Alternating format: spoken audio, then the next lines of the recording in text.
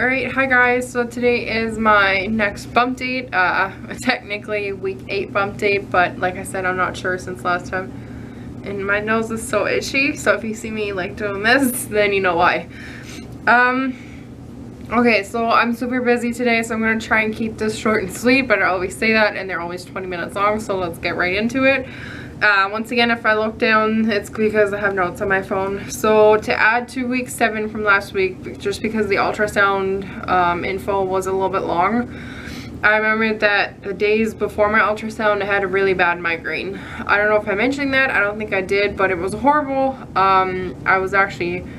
I caved and I bought some Tylenol, just regular strength, and I took one pill because it wouldn't go away, and I tried to kind of sleep it off, which helped a little bit.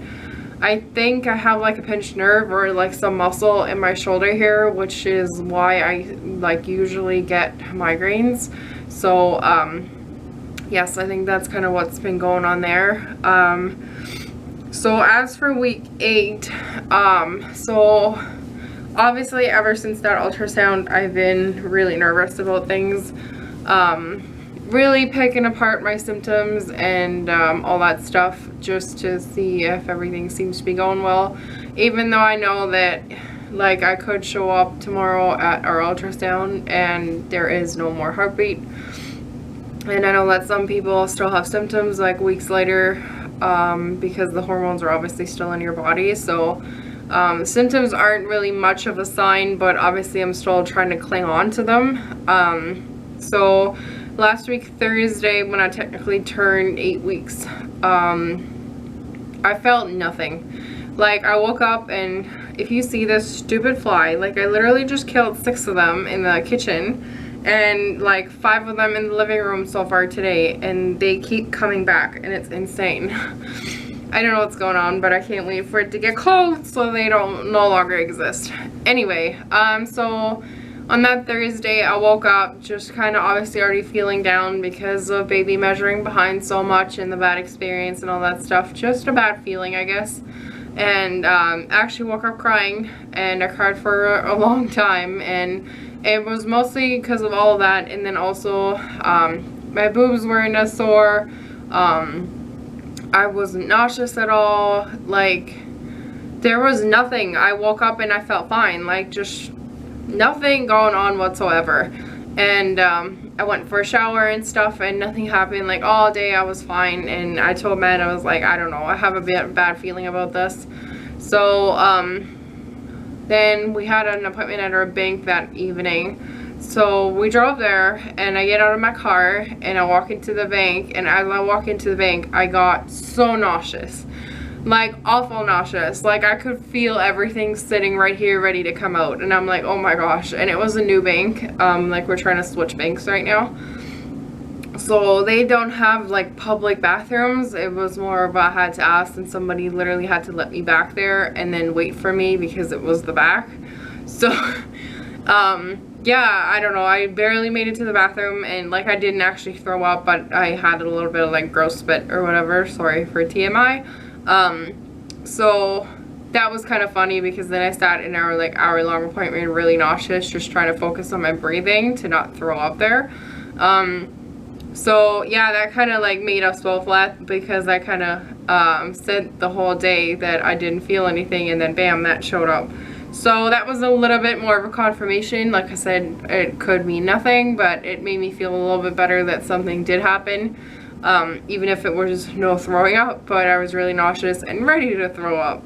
Then on Saturday, well Friday nothing really happened. Saturday, Matt was working all weekend long, and he got home Saturday like evening, and we actually went out and bought a new mattress, which should arrive like next week Monday, I believe. So we're super excited for that, because we've been trying to get a new mattress for like 4 years.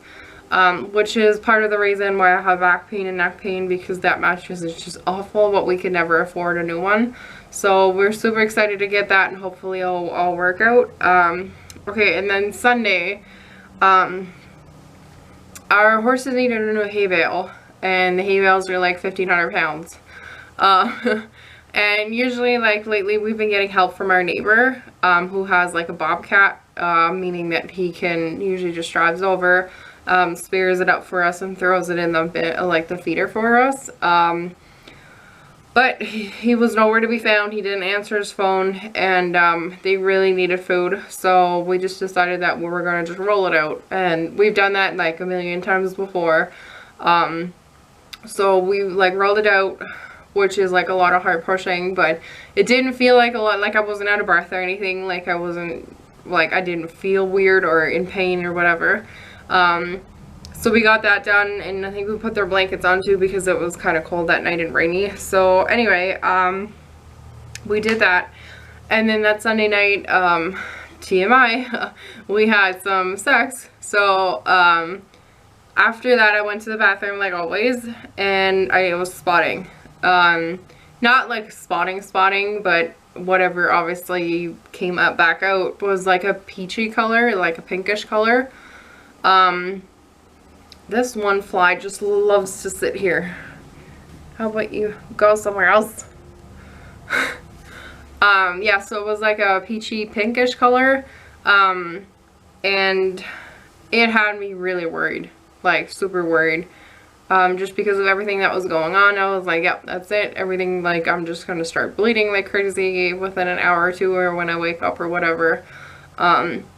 Matt felt really bad because he thought he did it, like, by having sex with me, and, I don't know, it was just a horrifying experience, but Matt just fell asleep right away, so he obviously didn't really care. But I waited about, like, half an hour, and I went to the bathroom again, and it was gone. Like, there was nothing left when I, like, wiped or whatever, so I was like, I don't know, I guess I'll see in the morning, and nothing came back. So obviously I couldn't really sleep that night, and I spent a lot of time researching, I guess, trying to figure out what it could be.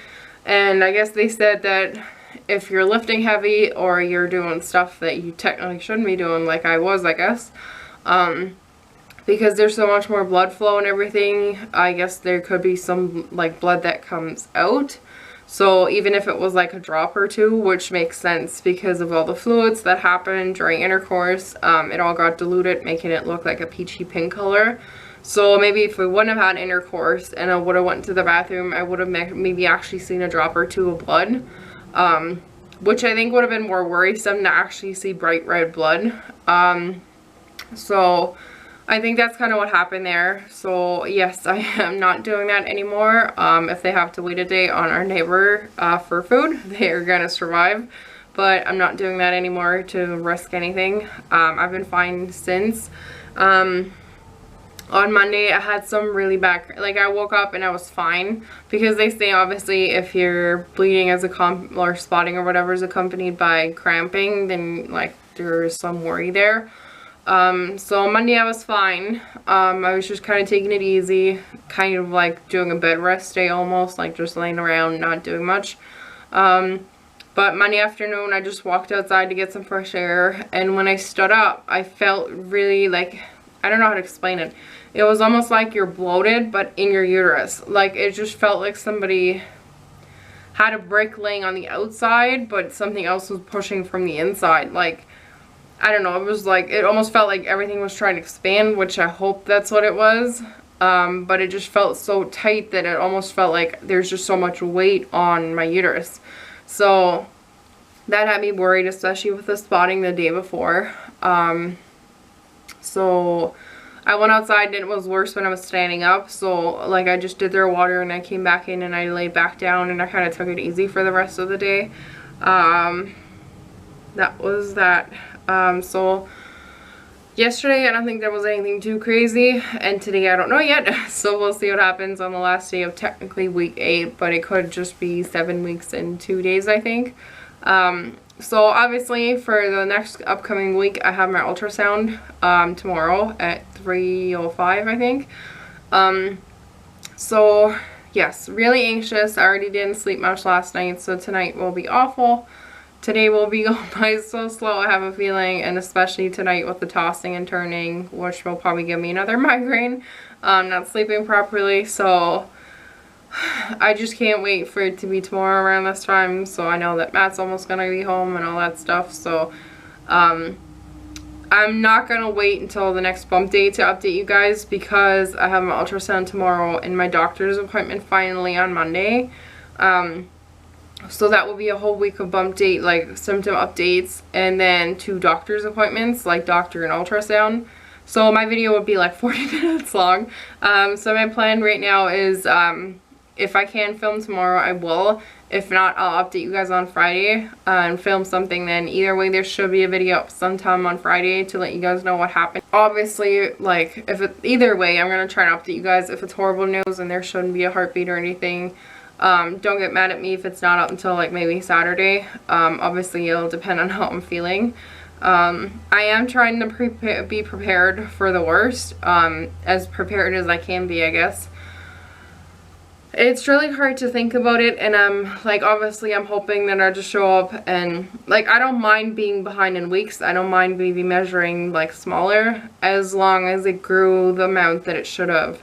So when I went, I was 6 weeks and 1 day, so that would make me 7 weeks and 3 days tomorrow. So, or technically from my weeks, tomorrow is my 9-week mark. So as long as the baby is in the 7 to 9 week range and the heartbeat got a little bit stronger, I'll be happy. Like, it can be 7 weeks and a day or something. Like, I don't mind if it's a 2-day off kind of thing or whatever, as long as it's in that range. Because if it only grew to like 6 weeks and 5 days, I can, like, I'm gonna know that there's not gonna be a heartbeat much longer, if there even is one left. So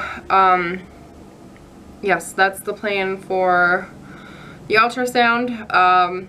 Obviously, if we can, we are gonna try and film if they let us, even just a small part or something. Maybe I'll get Matt to sneak like with his phone or something. They said that Matt's allowed in. They only said that they might want to set up with just me first and then call him in. I'm gonna make sure that when I walk in, because if they tell me that same thing, excuse me, if they tell me the same thing, that Matt has to wait for like 15 minutes or 20 minutes again, and he can come in for the end, I'm gonna take my sheet and walk right back out. Because this time I'm not wasting my ultrasound sheet when I already have a bad feeling about everything. I don't think they're gonna be like that, because I asked like 20 people about this. No, not that many, but every time I called, I made sure that they said that Matt's allowed in, and they said that he is. And they reassured me that like it is the way, either he can come in right away or he can come in once they're all set up and ready to go. So yeah, fingers crossed that we walk in and everything is fine tomorrow. Obviously, perfect outcome would be that they were just idiots at the last place and baby measures closer to the 8-9 week mark. And if it doesn't, like I said, anything over 7 weeks, and I'll be just as ecstatic, obviously, and a heartbeat. Just really anxious, so trying to make time pass. So anyway, I guess doctor's appointment on Monday finally to talk to my doctor about everything. She has not called me back yet. They're back to work since Tuesday. Today is Wednesday, and I haven't heard from either one of them, which I think is a little bit rude, because usually they're pretty good at especially the nurse, at calling me back and letting me know what's going on. They must be just swamped, I guess. So as for symptoms, quick, I still have my oily skin. I'm breaking out more due to the oily skin, as you can probably tell. I also have more veins sticking out. I noticed last night I have some underneath my arm, like in here. And obviously still on my boobs. I haven't checked anywhere else yet. My boobs still feel pretty full, but they're not as sore anymore. I can still feel it, and like some days are worse than others. And I've been definitely experiencing more headaches. I'm trying to be cautious with the Tylenol, obviously, because I've been really good and I feel a lot better not taking pills as much as I used to, but I'm also prone to migraines. So if I get a headache that doesn't go away within an hour or two, I'm at that mark where I need to decide, do I take something to not make it go into a migraine, or do I wait it out and see if it goes away? So that's what I did last week, and it turned into a full-blown migraine that lasted 3 days, which is kind of what happens with me. If I don't take something right away, that migraine will stay a long time.